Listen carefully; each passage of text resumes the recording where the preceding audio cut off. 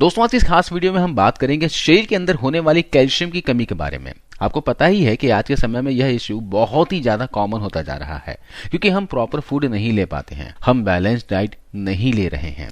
अगर आपको लगने लगे कि आपके शरीर में बहुत ज्यादा थकान है, कमजोरी महसूस हो रही है, काम करते हुए बहुत जल्दी थक जाते हैं, कोई भी चीज को जल्दी भूलने लगे हैं, मेमोरी पावर कम होती जा रही है, हाथ पैरों में झुंझुनाहट जैसी लगती है, नमने जैसा महसूस होता है, थोड़ी दूर चलने के बाद में ही सांस फूलने लग जाती है, जोड़ों में, कमर में, घुटनों में, हड्डियों में दर्द रहता है, दांत कमजोर हो गए हैं, दांतों में दर्द होता है, मसूड़ों में दर्द होता है, नाखून अपने आप ही टूट रही हैं, नाखून पतले हो गए हैं, बेजान से हो गए हैं, बार बार मसल्स क्रैम्प होता है, न्यूरोलॉजिकल प्रॉब्लम्स होती हैं जैसे कि सिर पर दबाव की वजह से सिर दर्द होना, डिप्रेशन होना, इंसोमेनिया होना यानी रात को नींद ना आना। अगर ऐसे लक्षण महसूस होने लगे तो आप तुरंत ही अपने शरीर की चेकअप करवाइए, खून की जांच करवाइए। आप ये जानने की कोशिश कीजिए कि आपके शरीर में कैल्शियम और विटामिन डी की मात्रा सही है या नहीं। चलिए अब बात करते हैं उन कारणों के बारे में जिस वजह से शरीर में कैल्शियम की कमी होने लगती है। जो सबसे पहला वजह और कॉमन वजह है वह है अपनी डाइट में कैल्शियम वाली चीजें नहीं लेते हैं या बहुत ही कम मात्रा में लेते हैं, या अगर आप सप्लीमेंट भी ले रहे हैं तो बॉडी ऑब्जर्व नहीं कर रहा होगा।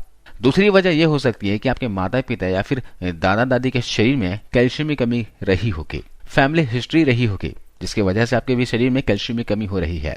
आपके थ्रू आपके बच्चों में भी यह समस्या आ सकती है। इसके अलावा हार्मोनल चेंजेस की वजह से भी शरीर में कैल्शियम की कमी हो सकती है। दोस्तों आप इंटरनेट यानी यूट्यूब के माध्यम से या फिर किसी दूसरे जरिए से यह कहते सुने होंगे कि दांतों की मजबूती के लिए, हड्डियों को मजबूत करने के लिए कैल्शियम बहुत ही जरूरी होता है। लेकिन दोस्तों इसके अलावा भी कैल्शियम कहाँ कहाँ बहुत ज्यादा मेजर रोल प्ले करता है यह भी जानना जरूरी है, क्योंकि हड्डियां ही नहीं हमारे पूरे शरीर के लिए कैल्शियम बहुत ही जरूरी है।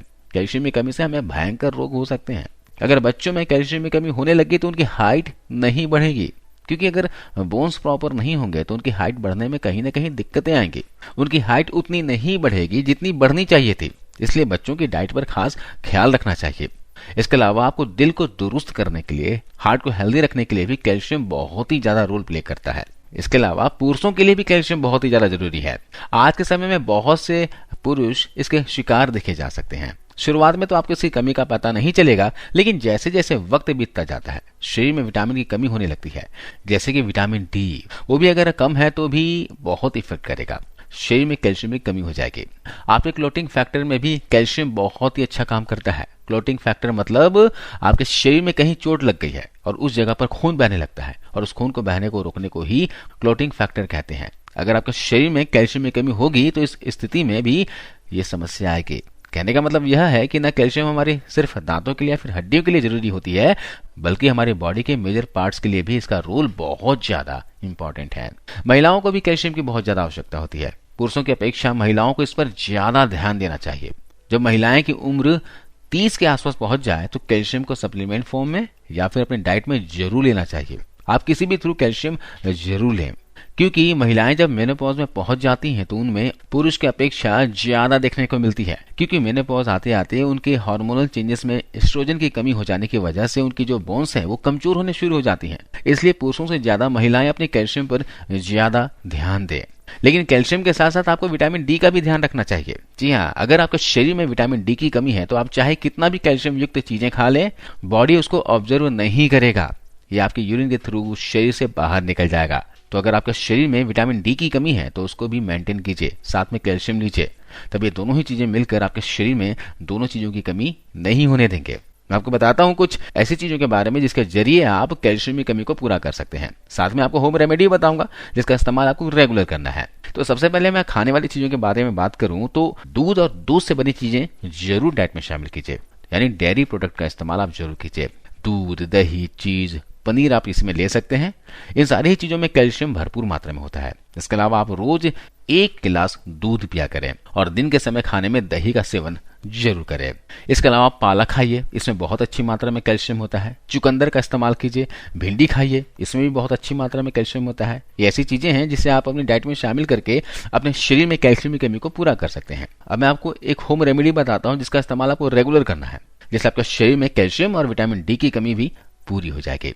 हर व्यक्ति को रोजाना एक निश्चित मात्रा में कैल्शियम की आवश्यकता होती है। एक हेल्दी इंसान को 1000 से 1200 मिलीग्राम कैल्शियम दिन भर की आवश्यकता होती है और जो प्रेग्नेंट लेडी होती हैं उन्हें कम से कम 1200 mg से लेकर 1300 mg तक रोज कैल्शियम की आवश्यकता होती है। तो ऐसे में अभी ठंड का मौसम है, तो ठंड के मौसम में क्या कीजिए, तिल का सेवन करना शुरू कर दीजिए, जिसे हम लोग सेसमे सीड्स भी कहते हैं। इन छोटे छोटे दानों में भरपूर मात्रा में कैल्शियम होता है। तिल दोस्तों कैल्शियम का पावर हाउस होता है। आप इसे खाएंगे ना तो आपके शरीर में जो कैल्शियम की कमी है वो तेजी से सुधरने लगेगी। हड्डियों के दर्द से आपको राहत मिलेगी। आपको रोजाना 2 से 3 चम्मच तक तिल का सेवन करना है, क्योंकि अभी ठंड का मौसम है और इससे बॉडी में गर्माहट बनी रहेगी। साथ में दोस्तों तिल को आयुर्वेद में वात नाशक बताया गया है। वात के बढ़ने की वजह से ही हड्डियों में दर्द, ज्वाइंट पेन की समस्या देखी जाती है। तिल जो होता है क्षारीय होता है, ये एसिड को कम करता है। अगर आपको यूरिक एसिड की समस्या हो गई हो, गाउट है, अर्थराइटिस की प्रॉब्लम है, तो आपको तिल अवश्य खाना चाहिए और तिल को हमेशा गुड़ के साथ खाना चाहिए। अगर ठंड के मौसम में तिल का सेवन करना चाहते हैं तो इसे गुड़ के साथ हमेशा कीजिएगा। आप तिल को भून लीजिए और भूनने के बाद आपको 2 से 3 चम्मच की मात्रा में थोड़े से गुड़ के साथ तिल को चबा चबा कर खाना चाहिए, या फिर आप तिल का लड्डू भी बनाकर खा सकते हैं। आप घर पे ही तिल का लड्डू बना लीजिए, लेकिन गुड़ डालकर बनाइएगा और आप भी खाइए, बच्चों को भी खिलाइए और घर पर बड़े बुजुर्ग हैं तो उनको भी दीजिए।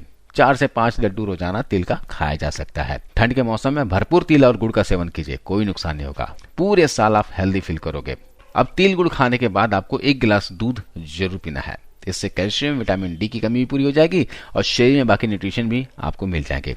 इसके अलावा एक काम और कर लीजिए। घर पर आप चपाती खाते होंगे, रोटियां तो हर घर में बनती है हमारे देश में।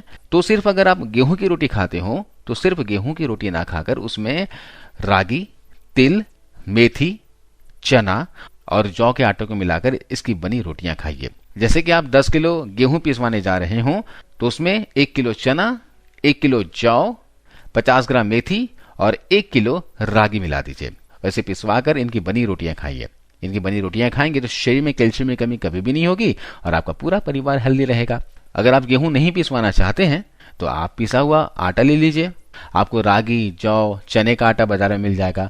मेथी घर में पीस लीजिएगा और इन सभी औषधियों को मिलाकर इसकी बनी रोटियां खाइए। अभी ठंड के मौसम में आप चाहें तो इसमें बाजरा भी ऐड कर सकते हैं। बाजरे की तासीर बहुत गर्म होती है, तो सिर्फ ठंड के मौसम में ही बाजरे की रोटी खाएं। तो दोस्तों आज हमने जाना कैल्शियम की कमी के लक्षण, कैल्शियम की कमी क्यों होता है और कैल्शियम की कमी से आप छुटकारा कैसे पा सकते हैं। आशा करता हूँ ये वीडियो जानकारी आपको अच्छी लगी होगी, फायदेमंद लगी होगी। इस वीडियो को शेयर कीजिएगा और जाते जाते जरूर इस वीडियो को लाइक करते जाइए।